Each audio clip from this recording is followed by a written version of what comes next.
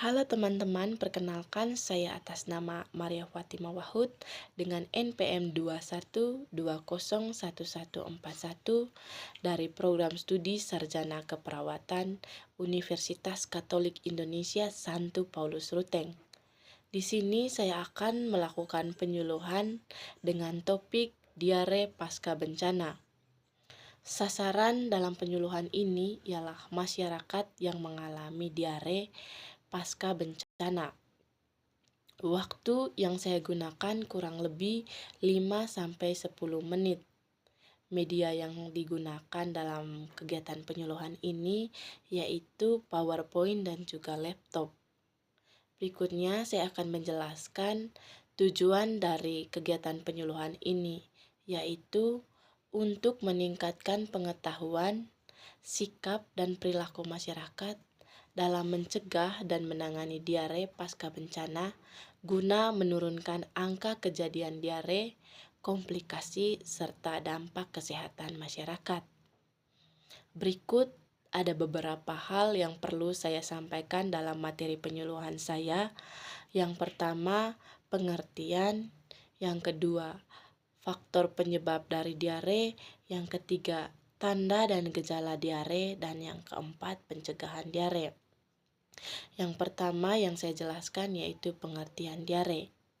Diare sering menjadi masalah kesehatan yang signifikan setelah terjadinya suatu bencana, terutama di daerah yang terkena bencana banjir, bencana gempa bumi, atau bencana lainnya yang merusak sanitasi dan akses air bersih. Kondisi ini dapat memperburuk situasi kesehatan masyarakat, terutama bagi kelompok rentan seperti anak-anak, lansia, dan penderita penyakit kronis. Diare adalah kondisi di mana seseorang buang air besar atau BAB dengan konsistensi cair lebih dari 3 kali sehari. Berikutnya, faktor penyebab dari diare. Faktor penyebab utama diare pasca bencana. Yang pertama, kontaminasi air. Air minum yang terkontaminasi oleh tinja akibat rusaknya sistem sanitasi. Yang kedua, hygiene yang buruk. Terbatasnya akses ke fasilitas cuci tangan dan juga toilet. Yang keberikut, makanan yang terkontaminasi. Penyimpanan dan penyediaan makanan yang tidak higienis. Yang berikut, overcrowding. Tinggal di pengungsian yang padat meningkatkan resiko penyebaran infeksi. Yang keberikut penyebab diare itu pengaruh infeksi mikroorganisme. Yang keberikut tanda dan gejala dari diare.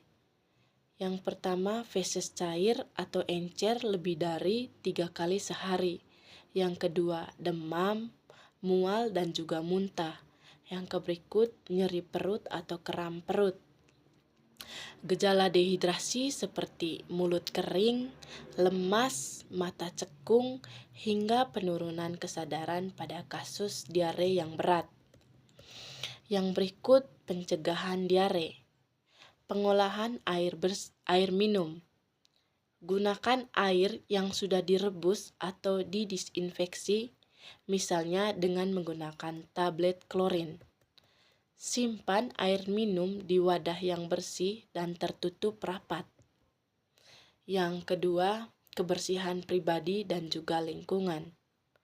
Cuci tangan dengan sabun dan air mengalir, terutama pada saat sebelum makan, setelah BAB, atau setelah memegang benda kotor. Yang berikut, gunakan jamban yang bersih untuk BAB.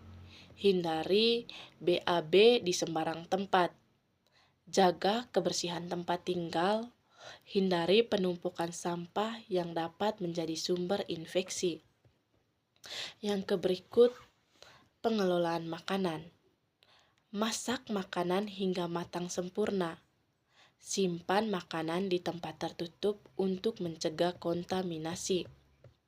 Hindari makan makanan yang sudah basi atau terkontaminasi.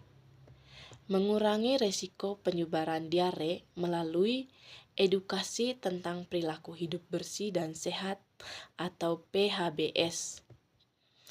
Kesiapsiagaan penanganan, membekali masyarakat dengan keterampilan untuk mengenali tanda-tanda diare berat dan dehidrasi, mengajarkan cara membuat dan menggunakan oralit di rumah.